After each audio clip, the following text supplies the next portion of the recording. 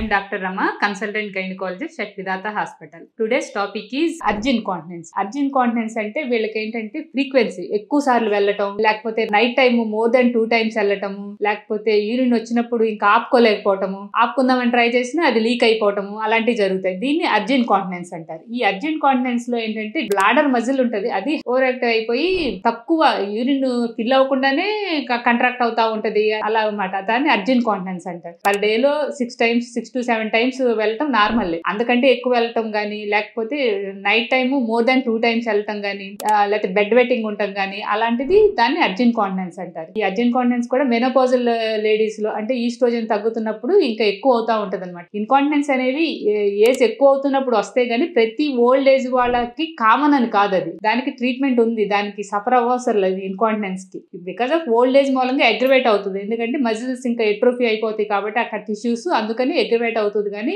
దీనికి ట్రీట్మెంట్ అనేది ఉంది. ఇంకాంటినెన్స్ కి యూరిన్ లీక్ అనే దానికి ట్రీట్మెంట్ ఉంది. ఈ అర్జెంట్ కాంటినెన్స్ లో దీనికి ట్రీట్మెంట్ వచ్చేసి అర్జెంట్ కాంటినెన్స్ కి దీనికి కూడా లైఫ్ స్టైల్ మేనేజ్మెంట్ అనేది చాలా ఇంపార్టెంట్. అర్జెంట్ కాంటినెన్స్ కి యూరిన్ వస్తుంటే మాటికి ప్రతి 1 hour కి 2 hours కి అలా వెళ్ళకూడదు.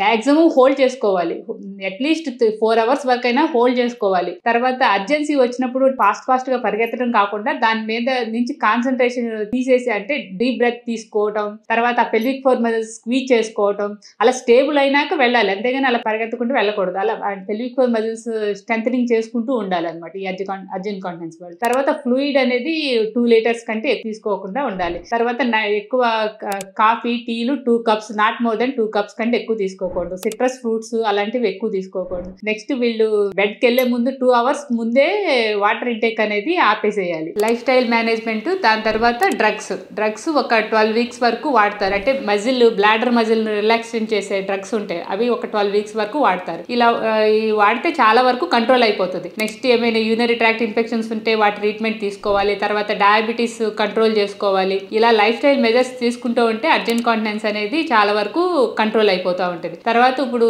లేజర్ ట్రీట్మెంట్లు కూడా వచ్చినాయి. ఈ స్ట్రెస్ ఇన్కాంటినెన్స్ కి లేజర్ ట్రీట్మెంట్ అనేది కూడా వచ్చింది, అది బాగా పనిచేస్తుంది. తర్వాత చాలా మందిలో మిక్స్డ్ ఇన్కాంటినెన్స్ ఉంటుంది, both stress and urgent incontinence ఉంటుంది. ఈ లైఫ్ స్టైల్ మేనేజ్మెంట్ ద్వారా చాలా వరకు మనము ఈ ఇన్కాంటినెన్స్ అనేది కరెక్ట్ చేసుకోవచ్చు. ఈ ఇన్కాంటినెన్స్ ఉన్నప్పుడు ఎర్లీగా మనం కన్సల్ట్ చేస్తే ట్రీట్మెంట్ అనేది బాగుంటుంది, రివర్సిబుల్ గా ఉంటుంది. మళ్ళీ మొత్తం అంతా మజిల్ ఎక్సర్సైజ్ అవి చేసుకోవడం మూలంగా, తర్వాత డ్రగ్స్ వాడటం మూలంగా అనేది మెడికల్ ట్రీట్మెంట్ తోనే సరిపోతుంది. అదే మనం దాన్ని కన్సల్ట్ చేయకపోతే సర్జరీ వరకు వెళ్లాల్సి వస్తుంది.